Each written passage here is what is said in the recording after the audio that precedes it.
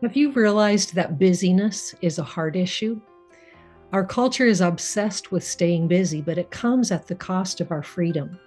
This is why the Chinese pictograph for busy spells heart and killing.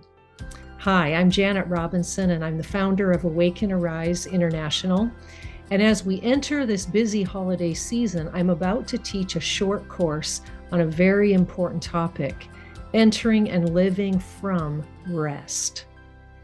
The good news is that you and I have permission to rest not only, but we were made for it by design. Our Creator God invites us to enter and dwell in and labor from a realm of rest. If we don't rest in time, we will malfunction, and our lives and all our relationships will suffer. It's just like in nature, some dormancy is actually required in order to flourish and be most productive. So our restoration begins with rest.